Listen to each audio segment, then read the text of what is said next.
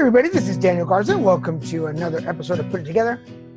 I'd like to start differently today. You can hear the giggle in the background already, because I am not going to send a thank you, sir, to Mr. Mike Moyers, Mr. Kevin Moyers. And of course, I would mess up your name when you're on the show. What's his face? Yes. I will personally say hello and thank you, Mr. Kevin Moyers. How you doing, sir? I'm good. I'm good. How are you? Good. Welcome to the show. Yeah. Has to be my 6th or 7th time, something like that. Yeah. Well, I think now it's like almost every 50 episodes or so. You come back in and you come back into my life for a brief second. We have a little relationship and you escape again. Well, yeah, as though that's true. It's a brief second. You're like Groundhog Day. Yeah. It's usually around my birthday, and it's a little after my birthday this year. So yeah, usually in March sometime. So it's easy to keep track for me. So for those of you listening, we are celebrating today. Put It Together. Today is 250 episodes old. Yeah. We've been on the air since February 12th, I believe, 2012. So we started 7 years ago. Yeah. Put It Together only took a little break during my cancer period. But even then, Mr. Moyers was always kind enough to keep you folks posted with videos that I was doing for my cancer video blog. And after that, my ostomy video blog. So if, as we speak and you're like, where the hell? Go to abnormalentertainment.com. Yeah. Look for Put It Together and scroll back to about May of 2015. And you can start searching and the videos will be there. There are videos that I was doing to, I guess, keep track of my cancer or whatever. Yeah, I think you needed that for your own self, your own progress, and just to kind of keep yourself motivated while you were going through it. So yeah, and so thank you for that. It kept me relevant in people's ears and eyes. But don't go there expecting any like, life is great. I'm surviving cancer. Yay me. Yeah. No, not at all. These are snot rolling, crying, ugly face. Yeah. Very raw. So, yeah. But we're not going to get that. We're celebrating 250 episodes. Why are we talking about cancer? Well, it's good. And actually, if you want to stay on the cancer topic for just a second, some more happy news. Our friend Leah, the wife of the masked blogster, just found out a few days ago that she is now cancer-free. Oh, excellent. Bravo. Yeah. Bravo. So that's positive here. So that's a good thing for celebration. It's always, although that period was a little, should I say, was a pain in the ass. Mm-hmm. It's all behind me now, and we're doing good. So we're still here. So cheers to 250. I don't want to move too far forward without acknowledging Mr. Camm Harston. Mm-hmm. One of the original producers of the show, who I will always and forever tell the story that he did not want me on the network. Yeah. If it had been up to him, I would not have been in this network. I would have been sucking butt somewhere else. But here's to Mr. Harston, who originally did not want me. I challenged myself to impress him. Yeah. We became great friends. And after that, he became one of my biggest champions. Anything and everything that I wanted to get into, he would always be so supportive. And Mr. Harston, we love you and we miss you. And but you're here in spirit with us, so thank you. Well, and I told you before we started, I did try, and I'll show it on camera. This was Camm's microphone. His roommate in Portland got it. His mom and brother collected all of his stuff when they were up there when he passed, but they left his microphone and his roommate sent it to me. And this is the first time I tried to use it. And of course it isn't working. So Camm still has his little dumb jokes that he's playing on us right now. So yes, 4 years later, and he's still doing it. So, and we had, endless, especially at Raise Your Spirit, endless, constant troubles recording and things didn't work. And so it's perfect that this microphone does not work right now. Of course it would. It's fitting. Yeah. So how are you, sir? I'm good. I'm good. A little tired after a run of 3 straight weekends with conventions, but another one coming up in 2 weeks that I'm very excited for, and that's El Paso. So. Oh, I like El Paso. For those of you that don't know or don't follow our shows that often, Mr. Moyers has Bunny 17 Media, which is his own book production or literary production publishing label, I guess you could say. Yeah, don't let his looks confuse you. The man can write and read. If you haven't had a chance, follow him, check him out, find out where he is, and go visit him. His daughter is usually with him. She is an illustrator in her own right. I guess you can say that now. She is an illustrator. She has a book published. We've done 2 books together now. Wow. So she did not get your brains, which is good. Well, she and I had this discussion recently. I was like, well, you're cool because of me. And she's like, no. She is, I have to give her credit.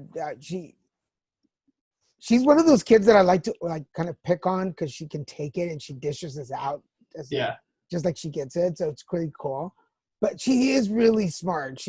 Don't tell her I said this because it'll go to her head, but she's pretty smart and she's pretty intelligent. I mean, she carries herself like an adult sometimes, and it's scary. Yeah. So it's pretty cool. Pretty cool. No, it's when you were here last summer, she had fun. I mean, she planned like messing around with you and stuff like that. So, she thinks about it ahead of time sometimes, like, oh, I'm going to get him with this or that kind of stuff. So, yeah. Which goes to prove that she's evil. Yeah, probably a little bit. So, again, Mr. Kevin Moyers is here today celebrating my 250th episode. So it feels weird because there's no topic. You've been my guest. People know your story. We don't have an agenda, so to speak. Even last time, the book stuff was still fairly new, so I could talk about that. But I'm in almost 2 years into that now. And, feel free to go to bunny17media.com, go get some stuff. But beyond that, it's more like just kind of, I was thinking about looking back a little bit at the time you spent with this because you did start out just talking to a few people here and there. And then you did some group chats now and again, and then you've done different events that you've interviewed people, video, all that stuff. Is there a type of person that you've wanted to talk to that you haven't, like in a specific industry, or maybe somebody who's had a certain experience that you, like, I want to talk to somebody who climbed Everest or something like that. You know what I mean? Good question. And I was kind of afraid, I was kind of like fearing that you were going to ask questions, and I was like, fuck, I'm not prepared. Yeah. Because I'm not sure what he's going to ask, which is really the way this show works. You don't, right. There's no set questions. Is there somebody somebody in an industry that I wanted to interview? Well, just to recap, I've had health survivors. I've had people from alcohol and drug recovery. I've had musicians, magicians, actors, comedians, lawyers, authors, spirituality people. Yeah. I've even done I've done myself. That sounds wrong. I was so irritated one day that I did a 30-minute on the road. Yeah. I just was. It was one of those days where I was just pissed off, and I started recording while I was driving in LA traffic and did a little show there. Who do I want to interview? I would love to. I really, really, really would love to interview. I know this is going to sound kind of weird, but I would love to interview a ghost hunter. Okay. Just to see why they're doing that, because I want to do it too. I would love to interview a pageant queen. Okay. Because I've interviewed a drag queen. I interviewed a drag queen very early on in the first 100 episodes. Celeste Martinez, who is she used to do, still does shows in Dallas and is an old friend of mine. So I'd like to do a pageant queen. That sounded weird again. Yes, I want to do a pageant queen. Even they're not out yet, but I've already interviewed a bodybuilder, several comedians, several actors. I've even interviewed my dad for a Spanish show. Yeah. And my sister. You had your nephew and your brother-in-law. Yes. Carlos, who he and I have had our fun Facebook discussions. Yeah, which he had his own show, actually. He did too for a while, yeah. Yeah, and the Spanish political show, which was a good show. He had a good show. Yeah. We've had several panels on entitlement and political correctness. Yeah. And then for those of you that missed it, my brother-in-law and his son, my nephew, I tried to interview them, but they kind of took over the show. They just yell at each other. Yeah, it doesn't have a date stamp on it because it's relevant even now. Yeah. And that was 4 years ago, maybe 5 years ago. 4 years ago. I feel like you did it a couple times. But they're good. They're good. They're entertaining together. Yeah, because just for those of you listening, my brother-in-law is conservative, Republican, straight, and married. My nephew is Democrat, liberal, gay, and single. Yeah. And they were trying. I think I threw into the conversation gay marriage. Yeah. And I think that was before it was legal, which has been 2015 is when that. So yeah. And a couple of other topics, but they really had it on. And I wish I'd had video then, because I wasn't shooting video then. Because my sister, we were in their kitchen in South Texas, and my sister would just walk into the dining room and look at us and be like, and walk out. My other nephew was trying to be part of the conversation, and it never worked out. Yeah. And you just hear me going, okay, but. Okay, but. Yeah. But okay, never mind. Man, and your nephew knows all the buttons to press too. That's the funniest part.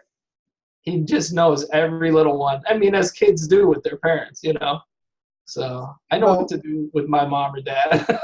Well, now when on our first trip with Christian, my boyfriend. Yeah. Because Christian and I met shortly after. I started in February.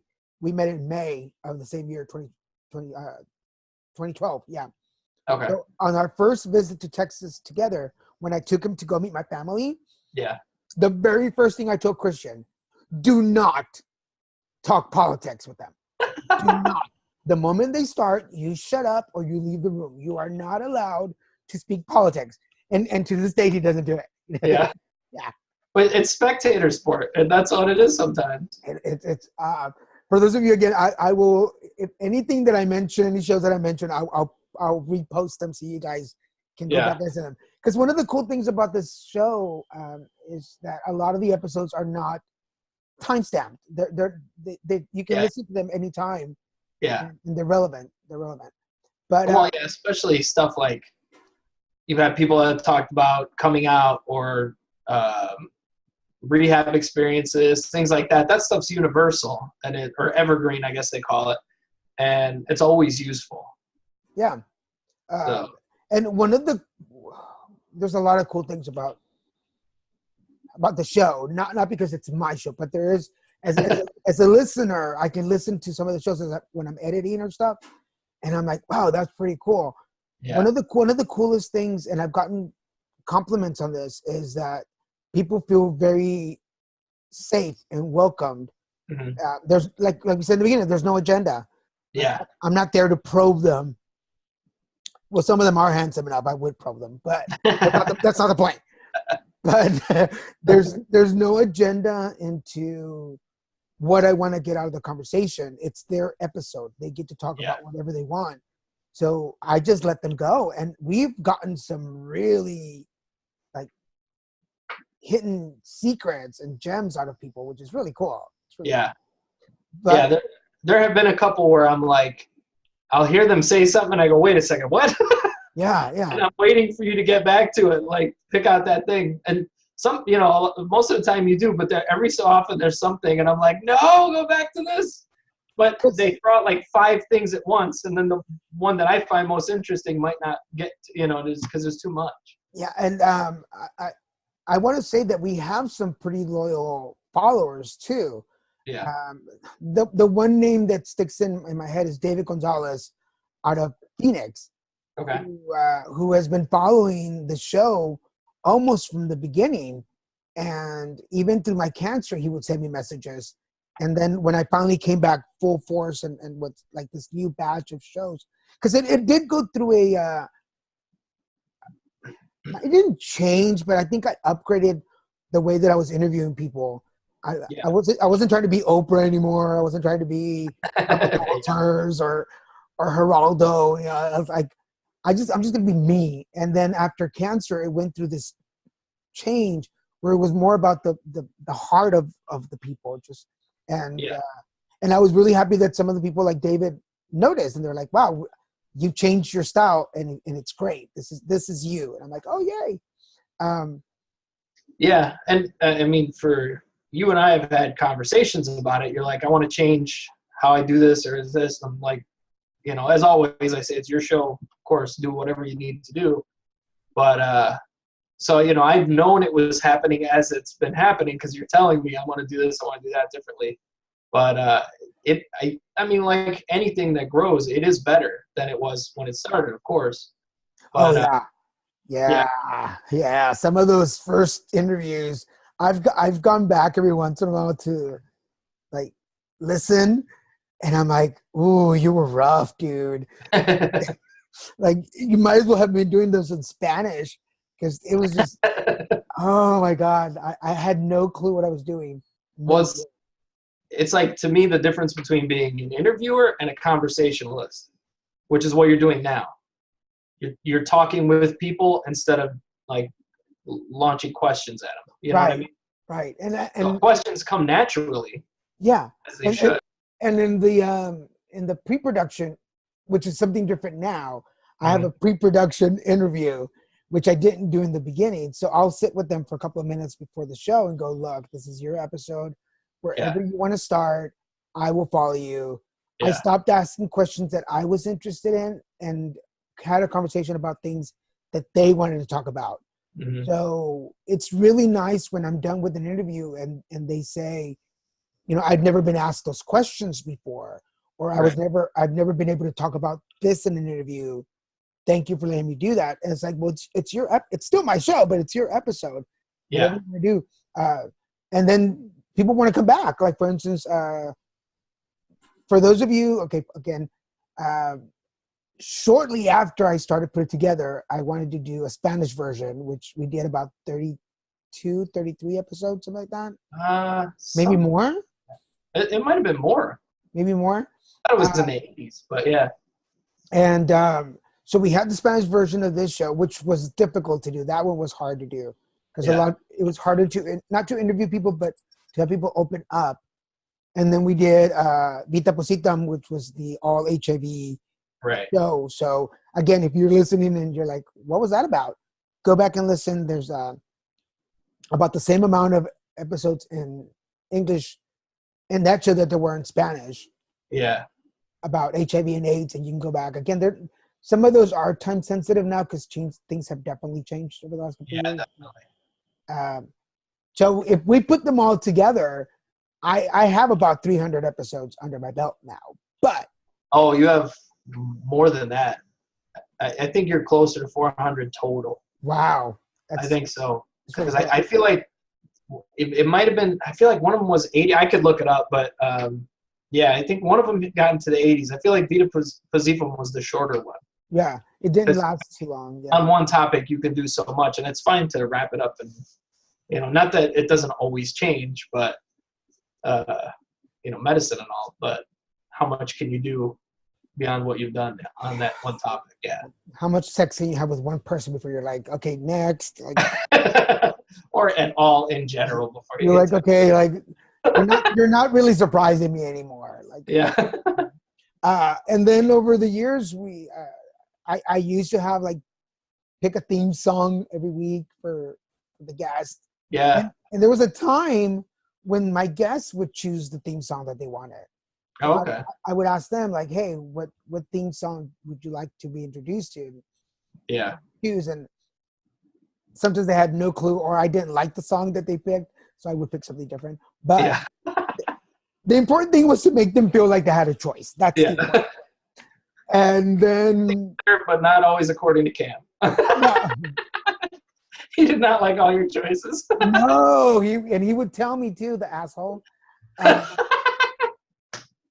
But and then in the last year, Ryan Kalama, one of the Kalama brothers who has been on the show, was very kind to write the music and help me with the lyrics. So for those of you listening now, the theme song at the beginning of Put It Together is written by me with music by Ryan Kalama, original for our show. I was tired of finding music and I wanted something that would identify us, and that's the song. Well, plus too, copyrighted stuff gets flagged on YouTube and Spotify and all that, so it was better to have something that you made and you owned, and then we would never have to worry about that. So having something pulled down or and it did. There was a couple of times they were like, oh, like I can't put that one up. And then so now we have our own theme song. Then we've had spin-off stuff. So now there's Put It Together Conversations, which is a Facebook Live show, which we're now on as of this recording, where we just did episode 3, which had a really high audience participation because it is a conversation show. So people come in to ask questions, and one of the coolest things that happened on this last episode, which Kai Kalama, the other part of the Kalama brothers, came on the show. I go through the family and keep it in the family. You know how it is. He came on and he was a former contestant on American Idol the year that Adam Lambert participated. Didn't he? I think he might have talked a little bit about that on the episode they were on together. Yeah, I remember that. So on this episode of Put It Together Conversations, we talk about his career as an independent musician and his time on American Idol and how that happened and how that affected his. It's really interesting to find out that he was roommates with Adam Lambert. Yeah. So we didn't get any dirt on Adam Lambert. So, but we did do a shout out if Adam Lambert was watching that we wanted. So if anybody out there listening knows Adam Lambert, let him know we're looking. Yeah, tell him he's being talked about. But so that show has a theme song. Put It Together Conversations has a theme music, which is Patrick Gutman, who I have not interviewed yet, but I've known him as long as I've had the show. So okay. He wrote the music for that show. That's good. Put It Together also has another spin-off, which is in production right now, which is the pilot show for my talk show. Right. Because I don't do enough. And so I'll have to send that to you so you can see it. Yeah. We have Lunch with the Guys, which is a show about 5 guys, kind of the view for guys. Yeah. But we don't talk politics, sports, or religion. We really get into the depth of conversations. Oh, okay. That's good. And that music for that show was written by Kai Kalama. Okay. I'm telling you, I'm just getting all this stuff from the Common Brothers. And out of those two. And I'm not even putting out, which is really awesome. All this is for free. What else has happened through this? Oh, but I guess to round out the question that you asked me earlier, because I went off base. But yes, so I want to interview a ghost hunter. I'd like to interview a beauty pageant queen. Right. I'd like to interview a priest. Because I was raised Catholic, and I just kind of want to find out what motivated them. Yeah. I've had a minister. I've had a rabbi. This sounds like a joke. Yeah. They went into a bar. A drag queen, a rabbi, and a minister walk into Daniel's office. What else? Who else would I like to? Because I've interviewed you. I've interviewed single dads. Yeah. Adopted dads. I don't know what else I would like. I'd like to interview me at some point. You even got a porn star not that long ago too, didn't you? Wasn't there a guy that was doing videos? Yes. Oh my God. Yes. Yeah. I did a porn star. That's right. Yes. Oh my God. I forgot. I just blanked on his name. Yeah, I can picture him because he's like super ripped, and he looks like he's full of Red Bull. And I do. That was interesting too, because you don't hear a lot of male porn stars interviewed. Right, and you hear a lot of women interviewed. And he's a gay porn star. Yeah. So, but again, that was one of those interviews that was so interesting. Yeah. Shit, I wish I could remember right now what his name is. now I have to look him up. I know. You almost have to scroll.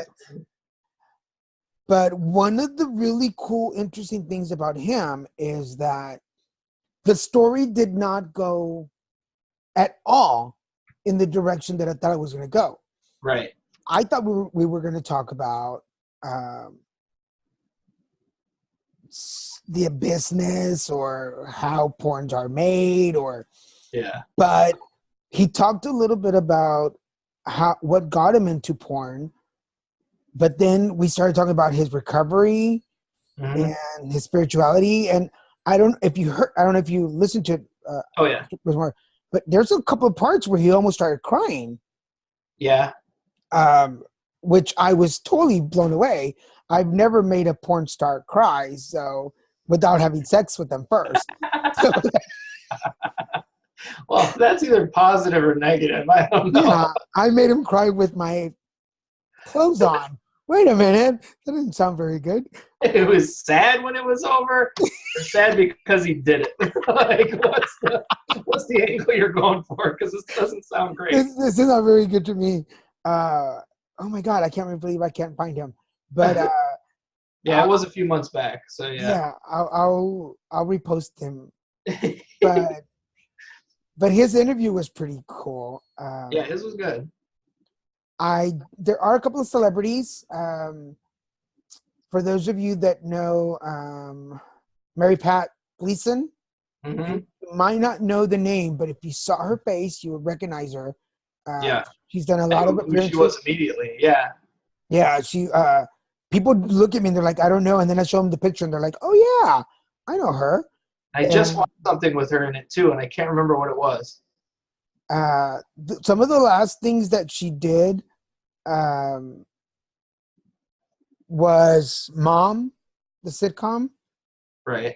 And she played Karen's maid in the new version, the new Will and Grace episodes, but she was only on for a couple of episodes. The last time because I've stayed friends with a lot of people that I interview. I remain friends with all of them. The last time I knew about her, she had gone through some health issues, and she was out in New York, where she's from. But her, I can give this update, which is really totally cool. Excuse me. Folks, one thing that folks have asked me is like, how do you get guests to come on the show? I stalk them. Yeah. And I blackmail them. Which you're pretty open about. Yeah, I have no shame. I will stalk them. No, usually it happens that they're friends of friends, or I'll hear about them on the news or somewhere, and I'll be like, who's this person? And I'll start Googling them, and I'll find them on Twitter, Instagram, LinkedIn, YouTube, Facebook, and I will friend them everywhere. Yeah. And then I'll be like, hey, would you like to be on my podcast? And usually people say no. Oh, we'll talk about that in a minute. Usually people say no. They're like, I don't know. And then I send them some links and I send them my info sheet. And they're like, wow, you've been through a lot. And they're like, I'd love to come on your show. I've had some no's from people, which I will admit, my ego gets hurt. And I wrote you, I texted you, right? Or messaged you after one of them said no to me. Yeah. Instantly. Yeah. And I'm trying to remember what it was, but I do remember that. yeah, so I won't say any names. He's an actor and a comedian. And I was like, hey. And he wrote back saying, you know what? I think your show's a little heavy for me right now, and I don't want to go there. That's right. Yeah. I remember that. And I was like, how dare you? How dare you say no to me? And I got really insulted. And then I came to you and I'm like, guess what happened? And yeah.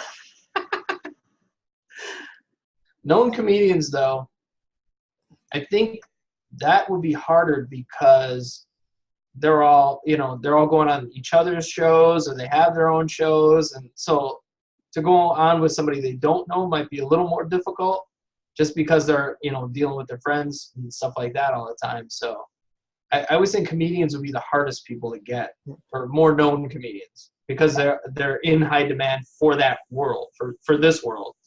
So now I've been pretty fortunate that Chip Cope came on the show twice. Mm-hmm. Adam Richmond came on the show. Brian Sanders came on the show. Jason Stewart.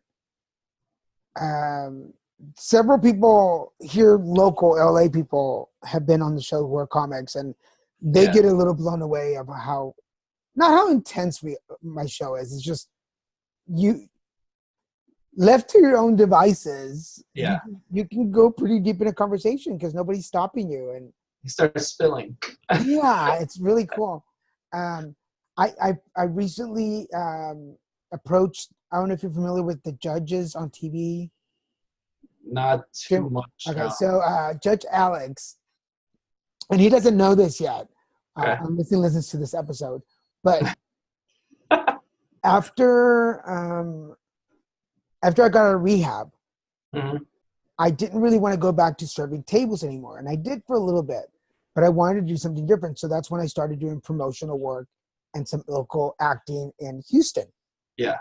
The Judge Alex show used to be filmed at the Fox Studios in Houston. That's where the studio was. Then it moved to New York, I believe, or Florida, one of the two. So while I was shooting in Houston, I was part of the audience. So they would pay us to come in and sit on the audience. And basically, you get paid to ooh and ah and laugh and point and all that stuff. Yeah. And so one of my first acting gigs as background was sitting in Judge Alex's audience in the courtroom. Nice. So fast forward almost 12 years later, I sent him a message on Facebook and I said, hey, would you be on my podcast? And I sent him the link and my info sheet, and he wrote me back and said, find me on Twitter, I'll message you there. So I was like, okay, cool. So I followed him, messaged him. He's like, I gave him my number. So on Wednesday morning, I wake up and there's a message, and he's like, hey, I'd like to talk to you first before I agree. I'm like, sure, here's my phone number. You can call me tomorrow or whatever. And he's like, well, can I call you now? And I was just getting out of the shower. So I was like, sure. So I put underwear first before I answered the phone. So sure. And I'm like, sure. So Judge Alex, out of Florida calls me at like 7:00 in the morning Nice. to agree to be on the show. So we're just finding the right dates, and I'm almost peeing myself. I'm like, oh my God.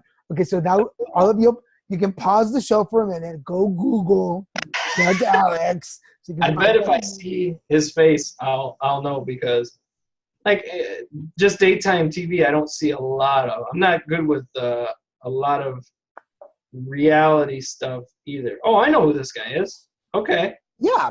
Yeah. He looks like he could be related to Rob Riggle. That's what I always think when I see him. Or Rob Riggle would do his character on SNL. Like that would be. Okay. He has a similar look. Yeah. They'd be first cousins or something, you know? Well, he's pretty tall. He reminded me of what was his name? Fred Gwynn. Yes. Yes, because Herman Munster. Yeah. A better looking. If you're listening, Judge Alex, you're a better looking Herman Munster. Hey, Fred Gwynn. You ever see the Car 54 days? He's a handsome guy. He was a handsome and tall too. So yes. So that's good company. Fred Gwynn and Rob Riggle. So we're about, what are we, about 30 minutes in? 35 minutes in? I lost track of time. Something like that. We started like at 10 after, so yeah, we're 30 minutes in. Okay. So let's see, what else? I guess I'm open. If you want to ask me another question, right. I'm open right now. You've talked about some of the more difficult things you've gone through a little bit here and there on the show, and I'm big on silver linings. Like something horrendous could have a huge positive to it somewhere down the line. I look for that stuff because I need to. I need to have purpose to whatever horrible thing I've been through, and I'm usually able to find it. What is the worst thing you've dealt with that had the biggest silver lining to it?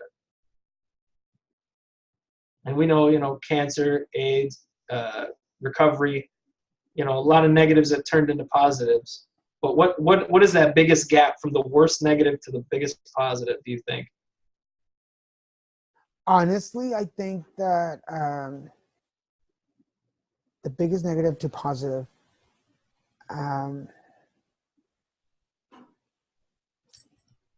I think HIV has really been, because it was the first. Oh no, that wasn't the first thing. Because most of you listening know, like Kevin says, I've on every show and that's part of the deal to make my guests comfortable. I'm like, hey, look, here's a little bit of me. Mm-hmm. I'll meet you halfway. I think you want to make me cry, don't you? That's the deal. Fuck you, Moyers. Because I've made people cry on the show before, so that's for I'll tell you. You want to talk about a cry thing? We just did 3 straight weeks of conventions. The first one we did was a small one in San Diego, but we made a little trip out of it because it was Casey's, my daughter, for the audience, her spring break. So we went to San Diego Zoo. And the first thing we hit was the reptile house. And I'm in there, and I'm enjoying every bit these like beautiful animals. And I feel myself starting to cry. And I'm like, what the fuck is this? No way. I was so just in awe of what I was looking at, all these amazing creatures. And I'm like, oh my God. And I mean, I know what led to that part of me kind of being more on the surface. So, if you want to talk about a crazy cry moment, that's not crying in movies, just enjoying this so much that I got choked up. And I'm like, what the heck? And it hit me that it was happening, and it stopped it. Not with intent to stop it, but it was just like, whoa, what's that? So. Okay, you gave me some time to think about it. I think that the biggest thing and the first thing that had a huge impact in my life, I was bullied as a kid. I've talked about that before. So I grew up in Dallas, and I was bullied because I was different, and I knew that I was different. as kids, we can pinpoint the weirdest kid and just go after it. Yeah. So unfortunately for me, my bullies were also my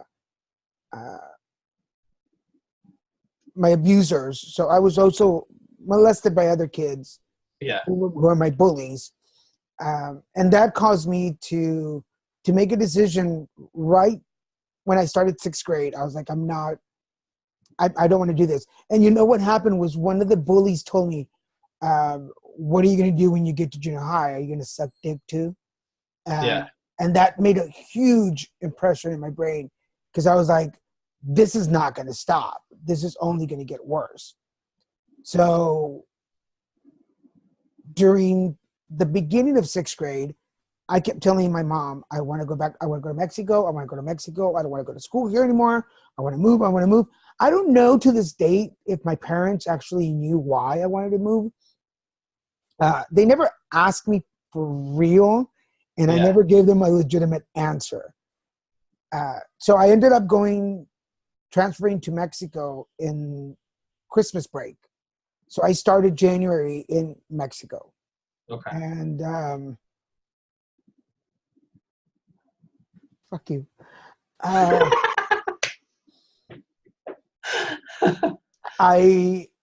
For a long time, I regretted that. I regretted putting myself through that, because I was a pretty smart kid. I was pretty intelligent, and I knew that I would not survive somehow. Like, something about me was not going to be able to survive being bullied and harassed, and I moved to Mexico, and everybody in Mexico thought I was just a little eccentric. Yeah.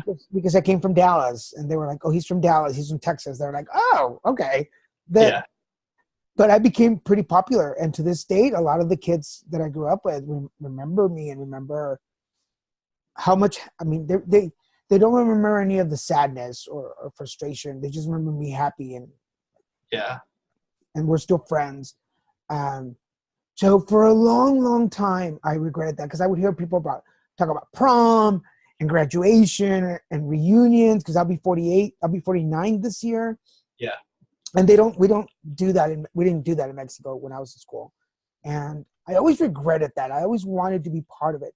But now that I'm older, I look back, and that decision as an 11-year-old kid is what got me to where I am now. And yes, there's been some horrific shit in the middle. Yeah. But I get to go to conferences. I get to speak at schools. I have an acting career. I have this show. I have friends like you that support me. I have some really cool things in my life. And if it hadn't been because as an 11-year-old, I made a decision and said, I'm not going to stay in this. I'm going to separate myself from the toxic. And had I not made that decision, I would not be where I am now, probably. Yeah. That's good. And I get the, like, I should have, but I thought about stuff like that in my life too. And I'm like, no, because then I wouldn't have this. There's that domino effect of one thing leading to another. And you figured out how to get yourself out of a bad situation, which really, if you look at it later, you were able to do the same thing with drugs and alcohol. You had already experienced pulling yourself out of a bad situation, and you were able to do it again later as an adult. It's like the precursor to it in a way. Yeah.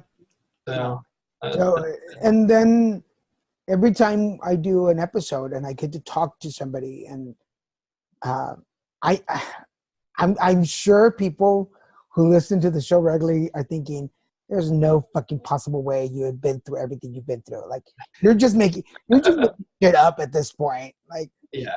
But quite honestly, yeah, I've in 48 years, I've managed to put a lot of life into it. Like, a lot. Like, if I were a memory card, I'd be like, You can't fit more shit in here. We need a few terabytes here. Let's go. But upgrade that Dropbox. But God is good to me, and the universe opens paths. And just when I think it's about to shut up, and there's a new path that opens, kind of like Indiana Jones. There's a new path to go through, and I'm like, okay, here we go. Like, let's go do it. So and that is true too, because we've had discussions plenty where you get frustrated and stuff like that, and then 2 days later, here comes something else. Like I'm sure I've told you before, I quit quitting because with writing and stuff, I felt like I was going nowhere. And every time I quit, it was never for an entire day, because it'd be 4 or 5. When I'd made the definitive, I'm done, I can't do this shit anymore, I'm not getting it. And then 3-4 hours later, here comes a new idea. I'm like, fuck, that's good. I want to do that. So it's just like, there's always something this is the path you belong on. I mean, that's all there is to it. And there's always something that just, an acorn hitting you in the head, like to remind you, no, dummy, keep going. Stop giving up. This is this. So yeah. We both had those experiences over the last few years. So. And I've shared with you, you're at least in my life, you're a great motivator. I watch you and I'm like, okay, if Moyers is doing all this, people don't realize that I'm in constant competition with everybody. They don't even know I'm competing with them. But if you're listening right now and I know you personally, I'm probably competing with you at some level. You don't know, but I'm winning anyway, so don't worry about it. I'm kicking your ass. But it's people like you that I watch and I'm like, okay, I've been writing a book for a long time. But I have a lot of things on social media that I work on, so it takes a lot of time. I have a script that I've been working on for about 5 years, and I keep rewriting it. But I've come to watching people like you. Is like, okay, just find your lane and stick with it, and you'll succeed. And for me, it's been creating all these little spin-off shows that people are like, oh, that was pretty good. I'm like, yeah, I know. I did it. Fuck you. Don't let this Mexicanist fool you. I'm smart. I'm not just about tacos, people. You're 80% about tacos. Let's get real. Which after this, I'm going to go meet some friends for dinner, and I'm having tacos because I know. I picture when you take a nap, instead of, you see in the cartoons, the little sheep jump over the log, it's this little taco jumping over. In my head, there's this tortilla, and the meat starts falling into it, and the salsa, and that's how I fall asleep. Thank you, tacos. Thank you, tacos. Yeah, when you were here in around Labor Day weekend, when you came out here and spent the weekend here, I think almost every meal was tacos. Yeah, I even made tacos for dinner. Yeah. Yes. I was like, I'm cooking for you. Yeah. I didn't even ask when I'm like, I'm gonna make you tacos. Like, we're getting tacos. Yeah. Whataburger was the one exception that I remember. I love Whataburger. So for those of you that follow the show, you probably know by now because I do reference them almost every time.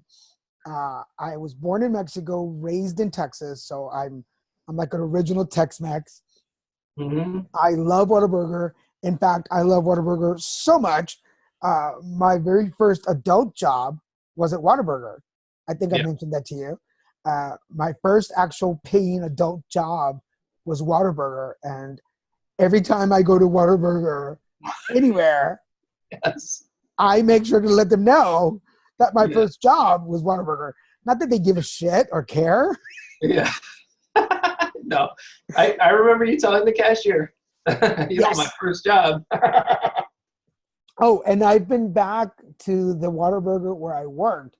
This is in Dallas, Texas. So for those of you who are listening, if you're in Dallas, Texas, almost at the corner of 35 and 635 on, I think it's Royal Lane. It's right there in the corner, right off the freeway. I worked at that Whataburger from the beginning. It was like a brand new store.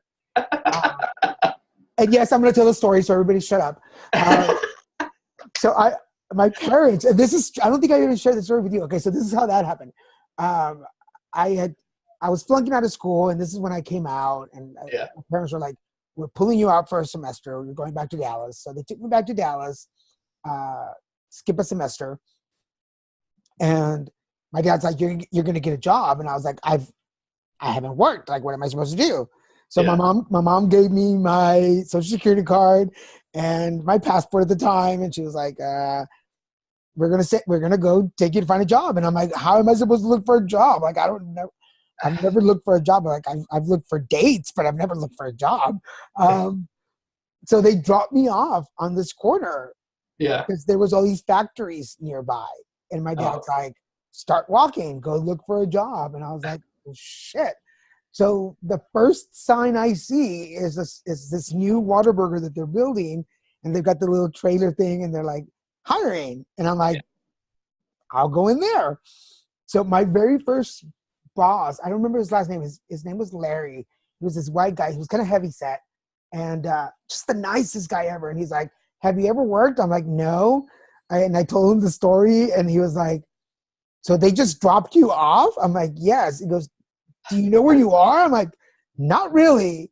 Like, I don't have no clue. He's like, okay. So he's like, well, fill an application out. So I filled the application out, and he's like, so what are you gonna do now? I'm like, I guess go walk and look for a job. He's like, well, I need help setting up stuff. Yeah. Do you want to work today? And I'll just pay you cash. I'm like, sure. I'm like, that's how this works? I'm like, is this adulting? I've got it down. So I'm helping them clean stuff and set up stuff. And he's like, you've got a job. He's like, why don't you show up tomorrow and just help me start setting up? Now that you know where everything goes, start setting up. So he drops me off like downtown to catch the bus, because I have to catch 2 buses to get to work. Okay. So he drops me off downtown to catch the other bus. I get home, my parents get home, and they're like, did you look for work? I'm like, yeah. He's like, well, how many places did you go to? I'm like, 1. And my dad's like, you went to 1? You think you're getting a job if you go to 1? I'm like, I already have a job. I start tomorrow. He's like, what? I'm like, booyah, fucker. No, I didn't say that, because I was only like 17. He would have kicked my ass. Just in your head. Yeah, but in my head, I was like, orale mexicano. I got me a job, dude. And so that was my very, very first job. And then I lied, because I was supposed to be a cook. Yeah. When they sent me to train in another store, I told them I was a cashier, because that's what I am. And I ended up being one of the, like, a supervisor at the store. So that was my very first job at Whataburger. That's cool. How old were you? I was like 17. Yeah, that's cool. That's good. So if I'd known then how like lucky I was, I probably would. My life would have probably been different. But I was too stupid to like know what. I just wanted to get laid and drink, and that was it. Yeah, I wanted to do that at 17. I did the drinking part. It took me another year to get laid. But that was my first gigs, and here I am now. Yeah? Yeah. So I still know how to cook a Whataburger. Yeah. Still remember the Whataburger way. But yes, for those of you, I even have a Whataburger cap. I should have put it on today. Yeah. I ordered a Whataburger cap, and I wore it to New York, and people were like, is that from Texas? I'm like, of course from Texas, fuckers. Whataburger. Anyway. It's funny, when I first moved to Phoenix, I loved Jack in the Box and I hated Whataburger. But now Jack in the Box makes me sick if I eat it, so I don't go near it. But when we had Whataburger when you were here, that's the first time I'd had it in a long time. I was like, this is actually pretty good. So I think my views have changed on it. You're welcome. Yes. Maybe they just put some extra special care into it because you were part of the crew. they recognize the Whataburger way. Yeah. They should give us a pin. Hi, I'm Whataburger. They threw up W's, not West Side. Whataburger. I cook Whataburgers in Dallas, Texas. So we are at 50 minutes about. Okay. Um, I don't know what else to talk about. Well, let's go. I'll ask you the question you ask everybody, and I can answer it too because I've thought about it enough times, knowing you'd eventually ask me. And because I don't remember if you were doing it a year ago. But what's the first line in your book? Oh yeah, I started that in 2019. That's part of the Yeah. new part. Okay, for everybody listening, if this is the first time you're listening, that's part of the questions that I ask all my guests. If when they write the book of Daniel Garza, what's the first line in the book?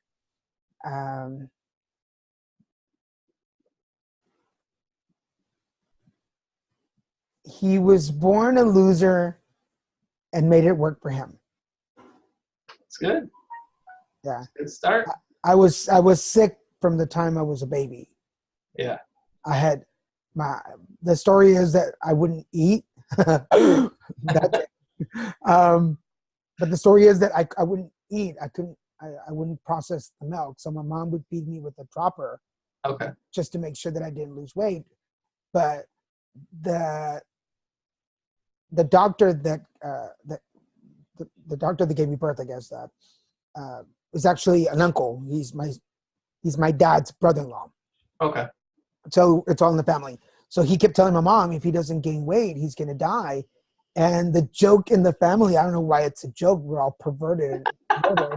But the joke in the family was that my mom would say, "Why, he's crying all the time. He's fussy. It looks like he's hurting. Like God should just take him away and just like put him out of his misery." And that the doctor would tell her, like, I'm going to tell him when he grows up that you wanted him to die. And then my mom would cry. It's like, I don't want to do that. Fast forward years later, I've flatlined 5 times in my life over doing different things. And my sister, Juanita, her joke, she's the oldest sister, she lives in Mexico. Her joke to me is like, don't you know how to die? Because I'm always almost right there, and then I don't. Yeah. So the line of my book was like, he was born a loser, but he made it anyway. So. I like that. That's good. And that's crazy because, you have been like Mr. Invincible here, even in the time that I've known you. So yeah. Well, cancer almost took me. Yeah. It literally and figuratively knocked me on my ass. Yeah. But I flatlined twice during cancer. Yeah.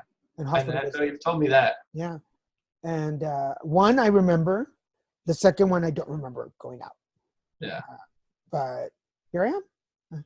I will say my favorite story from you having cancer, it's funny, is when you were telling Christian to just smother you with a pillow and pull you out of your misery. And he told you to shut up. So, okay, I'll make this one quick. I feel like we're going to go over the hour anyway. So that's all right. We always do. Don't we? Yeah. So for those of you, it was anal cancer, and I had a lot of complications with radiation, which just caused a lot of trouble. I had to wear diapers for a while, and almost everything I ate caused problems. So I continuously had to get in the shower and just freshen up. So this one particular day, I'd probably taken like 5 or 7 showers, and I was just exhausted. And it's midnight, and Christian's like, you need to get in the shower before you go to bed. And I was just exhausted. I was just like, I just want to go to bed. And I get in the shower and come out, and I'm just like, I mean, drama, Lifetime movie of the week, crying. Like, I don't want to do this anymore. I'm so tired. And I was like, if I go to bed, will you just smother me with a pillow? And then I don't want to die. And he was like, I can't do that. I'm like, I'll make a video. I'll tell them I told you to kill me. And Christian is just serious. Like, no emotions. Like, it doesn't work that way, honey. I'm like, I'll write a letter. I'll call somebody. He's like, shut up. Take the Motrin. Go to bed. Well, then give me more Motrin. He's like, it doesn't work that way. Just shut up and go to bed. Finally, the Motrin kicked in. I passed out in the morning. Yeah. But I was ready, man. I was done with it. Yeah, like in the moment, that couldn't have been funny. But now, like hearing it later, just the whole, I'm gonna write you a letter. I'll do a video. I'll do a video that I told you to kill me. And Christian is just Chris. I mean, you guys probably heard Christian on the show, but just serious, just blank face. Yeah. It doesn't work that way. No, and he didn't say honey. I don't think he said honey. It's like, it doesn't work that way, Daniel. And I know when he says Daniel, it's serious shit. And I was like, fucker, he's not going to kill me.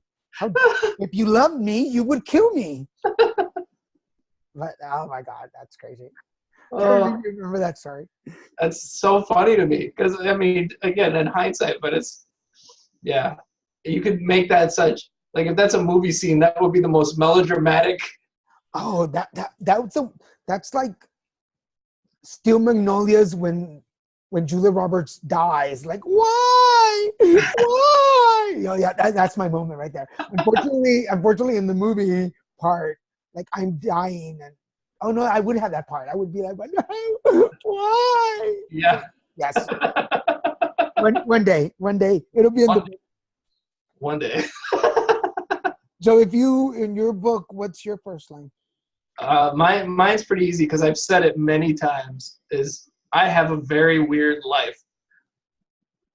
And that would be just descriptive of everything, because, I mean, really, we, I want to say in January, we did the Tempe Library out here. They've been doing it a couple years now. It's the second time we participated, but they have this whole like outdoor Comic-Con sort of. And you have your tent set up, and libraries doing their own little Comic-Cons is kind of a new thing. So people are a little confused, like what's going on? I'm at a library to get a free book. Why do I have to spend money? You know, so you might spend, I might sell like, I think I sold 6 books that day, but it's fine. It's a free table, no big deal. And Casey convinced me to go to Portillo's, which is a Chicago hot dog place. It's like a big deal in Chicago, and they have a couple of them out here. So we go there, and we're sitting after eating. It's maybe like, I don't know, 6 in the evening. And I'm watching, it's a Sunday, and I'm watching these families come in, and they're sitting down and just having their thing. And I'm thinking about what their day is like. Like maybe they woke up, they're like, you want to go to Target today? And they're like, they're bored, so bored with their own existence that they just need to get out of the house to do something. Meanwhile, we just spent the day talking to people, selling books. And I'm like, what we're doing is extraordinary compared to most people's lives, you know? And I know I messaged you that day too. Like it was this epiphany moment for me. Like, man, we really do live a completely different life. Yeah, I still have a day job, and she still has to go to school and stuff, but most people don't do this stuff. Right. You know, even the T-shirt I'm wearing now, it's for Tapestry Comics. It's another local guy.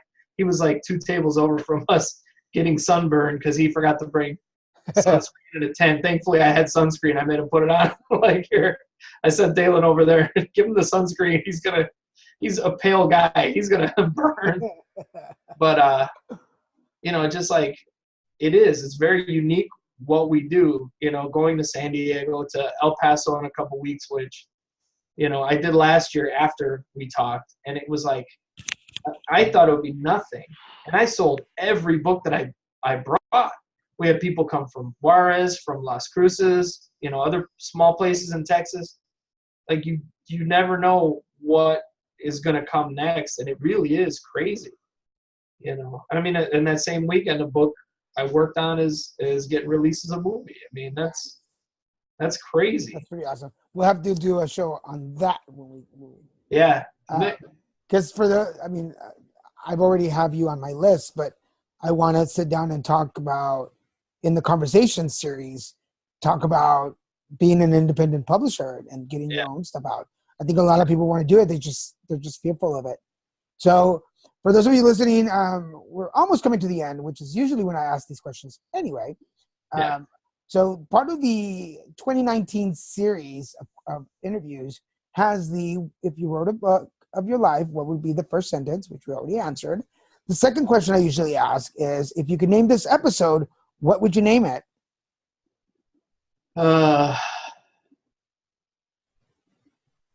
I almost say, like, how did we get here? True. I was thinking, like, is it together yet? Because are we together yet? Because yeah, I don't think we are. every episode starts off with me asking somebody, blank, blank, blank, how do you put it together? And like after 7 years, like, is it together yet? Because it's like, one of the things that I was kind of like wanting, for those of you, we've rescheduled this conversation probably like 5 times. Yeah. Then we were going to do it. Either Mr. Moyers had something come up or I had something come up. But quite honestly, on my side is I suffer from anxiety. I get into these panic attacks. Mm-hmm. And it's just not going to happen. So I was a little anxious about doing this interview. I don't know why. And well, I do know why. And it sounds more dramatic than it is. Of course, it's my life, so it has to be more dramatic than it. But part of my anxiety and my panic tells me that, I guess for some reason I feel like I live in a rom-com, that like when everything good is happening around me, mm-hmm. that's when like the main character dies or something horrific happens, and my anxiety tells me that if things are really this good, something bad's about to happen. And that's just PTSD from all the health issues that I've had. Every time things are going good, my health kicks in somehow and just runs havoc. Right. So I was a little bit intimidated to do this because I'm like, as soon as we record it, something horrible is going to happen. They're going to have to go into my Zoom account and find this episode and put it out there, post-mortem and post. I was going to say postpartum. No, I'm not pregnant. And they're going to find it and they'll be like, this was episode 250, but it never got released. And now we're going to release it. And that's when I'll win a podcast award or some shit. So that was my mentality. I'm like, I don't want to do this. I don't want to do this, which I did, but here we are. Yeah.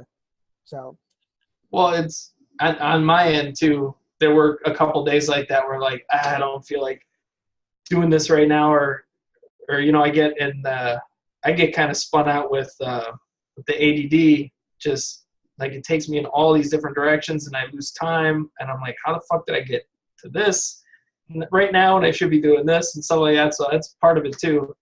And then I forget.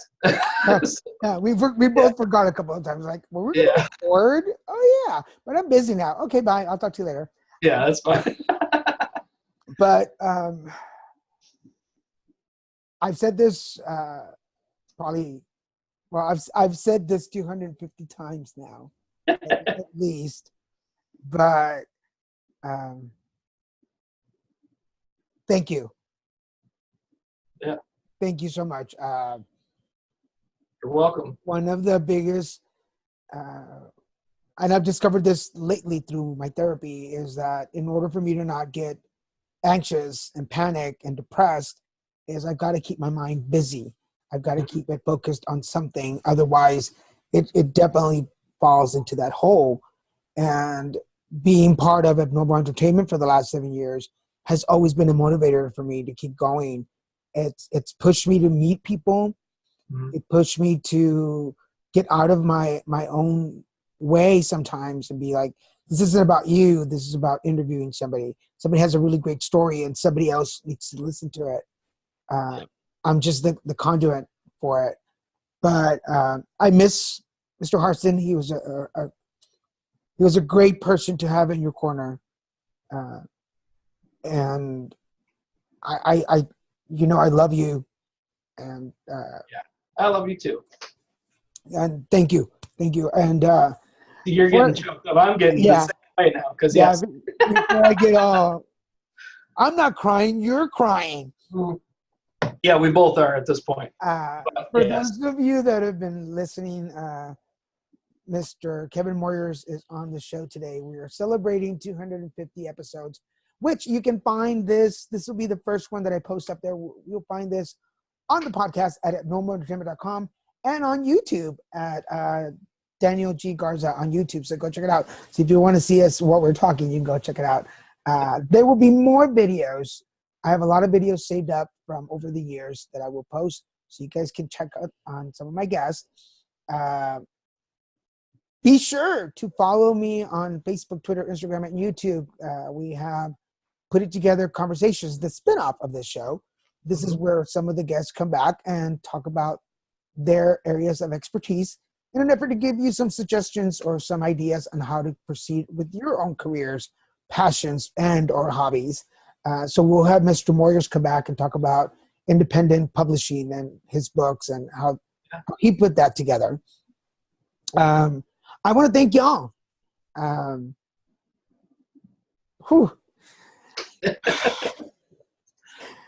want to thank you guys.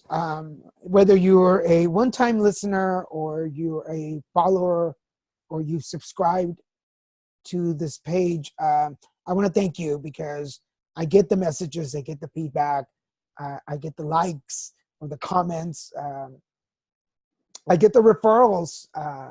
There is Courtney Blair out of here of Temecula who has been referring guests over to me. Nice. So she has her own company and she finds people interviews and she's been sending people over. So thank you, Courtney. Thank you, David Gonzalez, for listening all these years. Thank you for everybody who followed me through cancer. And thank you to my family and friends.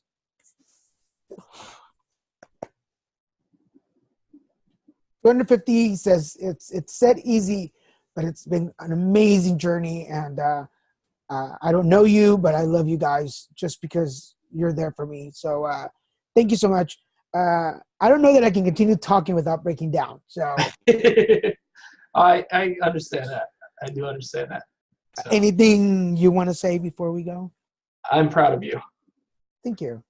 So, and you got a lot more to do. So we'll keep motivating each other. I've got to come back out and make some guacamole. Yeah. Oh God. Yes. Jeff will be over here in like 2 seconds for that. Yes. I can't forget to thank all of the Abnormal Entertainment brothers that have been there through the years. Those that came and those that went.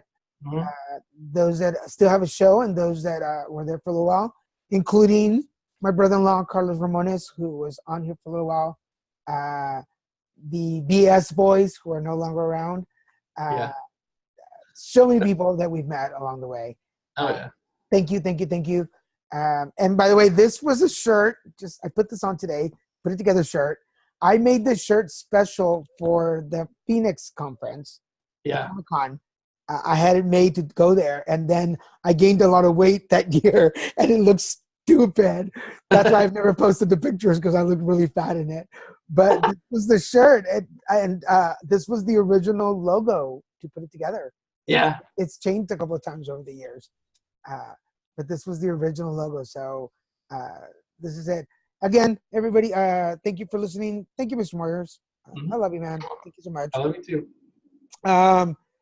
Everybody, I've already told you where to find us: Facebook, Instagram, Twitter, and YouTube. Go check us out at abnormalentertainment.com. You can find all the shows on the network. And again, a big thank you to Mr. Moyers. Thank you, sir. Inviting all of y'all. Check us out. For now, this is Daniel Garza saying, hey, put it together.